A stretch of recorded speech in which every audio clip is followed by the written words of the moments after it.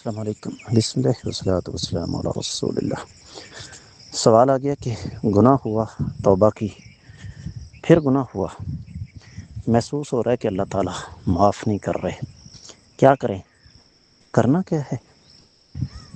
ایک سادہ سی مثال ہے، رب کائنات ان مثالوں سے بہت بلند ہیں، لیکن سمجھانے کے لیے ایک مثال دے رہا ہوں کہ جو حقیقی والدین ہیں وہ اپنی اولاد کی کتنی غلطیوں کو معاف کرتے ہیں، اور زیادہ سے زیادہ کتنی دیر تک ناراض رہتے ہیں اپنے بچوں کے ساتھ، جلد یا بدیر انہیں معاف کرنا ہی پڑتا ہے۔